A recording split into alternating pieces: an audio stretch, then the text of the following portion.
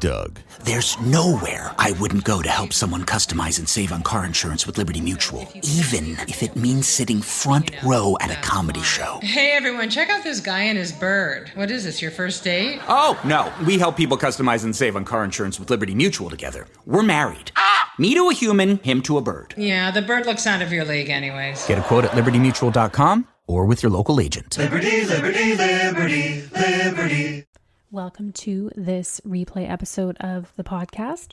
In this episode, I'm addressing the common idea that relationships take two.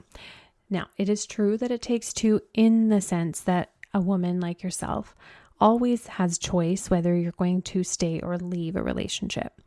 When you're in a relationship with toxic dynamics, you are playing a role in keeping that dynamic going. And for all of the years I've been doing this work, whenever I talk about this on social media, it would blow up with quite a few people accusing me of blaming the victim. And the victims are the ones that accuse me of this. I never wanted to see myself as a strong, adult, powerful woman as a victim. Like, please never, ever call me that. I never liked the abuser victim chat, the speak around that, right? I did not like that because I didn't see myself as that. And I also didn't see the people that I was in relationship as the abuser. I saw them as someone with very unhealthy patterns, but I never really resonated with victim and abuser language. And so I would always attract women that were the same, that were like, I don't want to be labeled as a victim. So if that resonates with you, you're going to like this episode, because I will never get down on the same level of someone's victim mentality. You can choose to see yourself that way. Sure, it's always a choice. However we want to see ourselves and what we've been through is always a choice. Our perception is always a choice. And our interpretation of our life events is also always our choice. But if you are like me, how I was and am, I never wanted to see myself as a quote unquote victim that was powerless to change my life. That doesn't mean I wasn't operating from victim consciousness at times. When I discovered that I was, you can bet sure as shit, I started to change them. I got coaching, I got mentoring, I got out of those patterns, and I'm always working on that. Really getting out of it is seeing that we are the only ones that can change our life. If not us, then who? No one else can. And if we're just too busy blaming the men and that all men are shit, then that is what we will attract. So if you're a woman that one day does want to experience new love relationships, then if you believe all men are shit and that no one is good, then that is what you will attract, because we always attract what is on that same vibration of our consciousness. This is why saying a relationship is forever, I feel like it's not a good plan to go at it from. Because if you're a woman that is evolving and changing and you're with someone that is not, you start to evolve to a different level and you're no longer a match to the person that's not growing with you, that's not interested in changing, that's not interested in learning how to relate to you differently and deepen your emotional connection and have adventure and learn how to nurture the relationship, because they did not learn it and they're not willing to learn it. Whereas you are doing that. And so you are evolving out of it. That's not to say you don't have patterns within your personality that maybe would be irritating or annoying or even hurtful to someone that you're with. So when a abusive type personality is saying, well, you need to change too, that can be like really kind of like with us empathic women, and we already are doing the work. We're like, oh, okay, well, let me just take that on too. And I totally can see that I do that. And so you spend the whole time trying to fix yourself completely, because they will make it seem like, yeah, you're saying all this about me, but what about you? What about you did this? What about this, what you did 10 years ago? What about this weird side thing that I've never brought up in our whole relationship that you do? This is where the manipulation begins, because as self-reflecting women, we go, oh yeah, I can see that. And maybe it's true. But they're not doing the same thing. They're not doing the self-reflecting. They're not willing to work on their end. You will see that time and time again. So when you hear it takes two to tango, I actually really hate that when there truly has been an imbalance of power in a relationship. Now, you can take back your power and flip the power dynamic by you really up-leveling your personal power, your boundaries, your standards, speaking up, being fully self-expressed, and really getting in touch with your feelings, not from a victim, poor me state, but my feelings. I remember a pattern for me was always like feeling like I had to outsource permission to feel what I feel. Like, what do I feel? What do I actually feel? And should I feel this way? And do I have the right to feel this way? Maybe you can relate to that. That's how we suppress our emotions. As high achieving women, that's how we bypass, because we're thinking about our emotions instead of just feeling them and recognizing them. We go too much into our analytical thinking mind. So I'm going to play this episode for you now. If you are experiencing a dynamic of, well, you do it too, or it takes two to tango, like you're just as much of a problem as I am, or you're toxic too, or you're abusive, or you're narcissistic, the way that they flip it onto you. This is really important whether you're in a relationship now or you are getting ready to start dating again, because you have to watch for this pattern. This is a sign that a man is not willing to take accountability and that he is going to flip responsibility onto you every time. And so that's what you're getting into. So it's very important to see these patterns in a relationship and when you're dating and getting ready to find someone that you want to be with or attract someone that's at your level. You want to be bringing up things as much as you possibly can to start to really see the dynamic, and very early on as well, to see how they respond. So It Takes Two has a ring of truth to it. However, there is a caveat to it when one partner is dominating and trying to have power over and control over your choices and emotions and thoughts and perceptions. So I don't like to say it as in he has power over you, but that you have given it to him. So that means you can also take it back. And that's what I teach women how to do in my mentorship program. To get started, you can head to the link in this episode to take my relationship clarity assessment. This is a free resource I've created that I give to clients and women in my programs, but I'm giving it to you to go through the self-assessments and see where you're at, and to find out, is there an emotionally addiction pattern here that's at play that's keeping me in these patterns, even though I know better. I know in my mind this is not right, but somehow I just keep repeating it. That's what I created it for, because unless you get clarity on the real actual problem here and you keep spinning your wheels thinking it's you that needs to improve or get better or give more or be more, then you are doing exactly what a manipulative person is wanting, because you are taking full ownership for everything while they don't have to take any. So I want you fully in your power. I don't want you feeling like you're being victimized and you have no power to change. I want you to pull up your power, because you know you have it. You have it in other areas of your life, in your work life. But when it comes to the relationship, it's like you give it away. So let's play that episode now. About today is this idea of it takes two. So if there is abuse present, you have a part to play in the dynamic, which I'm not going to go too far into here. It is what we cover. That's what ETC is all about. What's your part in it? And then you clean up your side of the street and you see, does he join in or does he just continue to deteriorate? And you'll have your answer, right? But you could never have stopped or caused it. His behavior is on him completely. And so your part in it then in that case is staying. If you've done all the things to see that it's not going to change, then your part in it is continuing to stay, having false hope and being an illusion to see that it's actually not changing.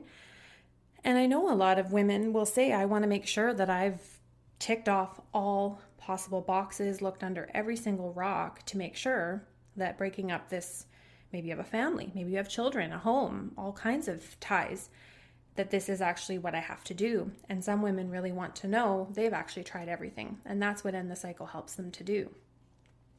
But it can take time, and it doesn't always happen in 30 days. I'm not saying 30 days you're going to have your answer and be ready to pack up or fall back in love. It's a process, but the process is timeless. You can revisit the process anytime in the relationship to stay on track with your work, because that's all you have power over. So when it comes to the adage, it takes two, your part in it is working on yourself, working on your boundaries, like what we talked about last week in the previous episode, setting those rock solid boundaries, they're non-negotiable, and working on yourself, working on your limits, getting to know who you are, having that rock solid sense of self and what you will and will not tolerate. That's the work working on you. So that's your part in that tango. But his is his own. You're not responsible for his abusive behavior. You didn't cause it. You never have. He chooses that. That's his choice. It doesn't matter what you say or do. He's responsible. Just like it doesn't matter what he says or does. You're responsible for how you respond to that. The second piece here is that the abusive partner killed the love. And I hear this so many times from women where the feelings, and we're going to talk about this next week. We're going to talk about a question that was posted in our free community about what do you do when your partner's making changes or trying to, but your feelings have changed. We're going to dive into that more. But there's a reason why that happens, and it's not because there's something wrong with you. It's not because something's faulty with you. And it's not that you need to work on yourself more.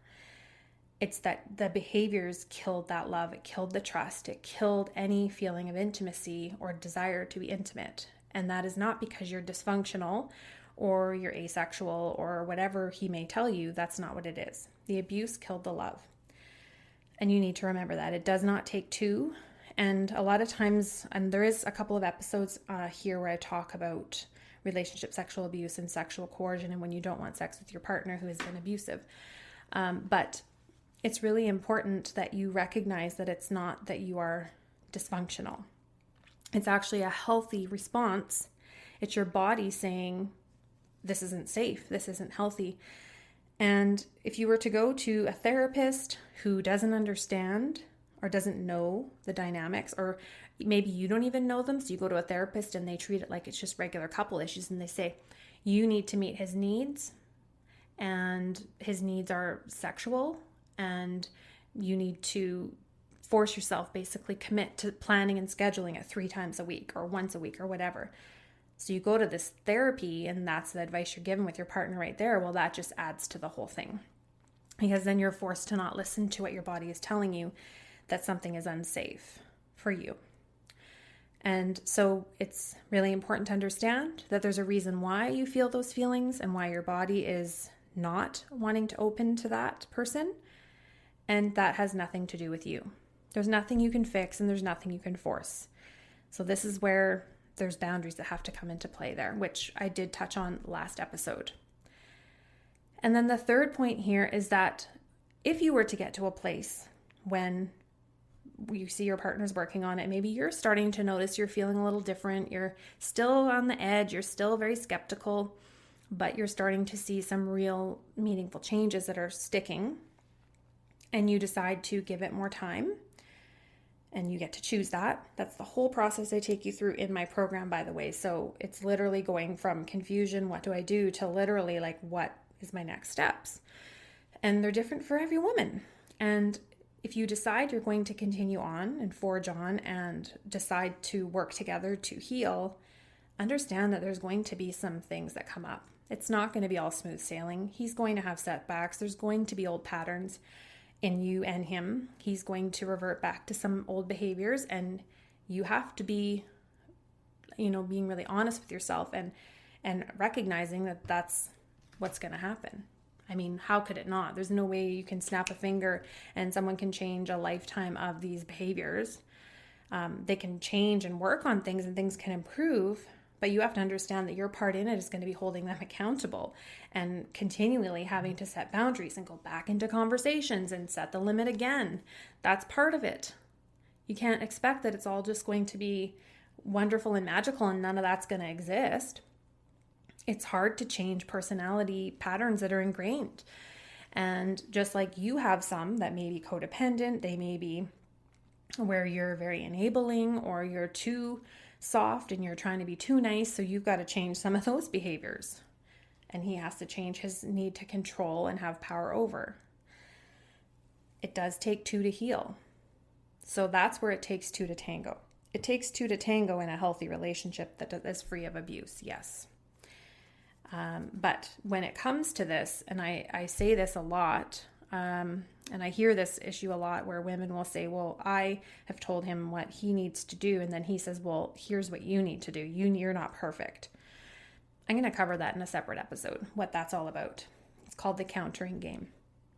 And so we're going to talk about that. But just for now, it's just understanding that he can't do that. If he's truly wanting to change and recognize that he's been harmful and that he's hurt you, he shouldn't be coming back with, well, you need to change too, because the you never said you didn't have to.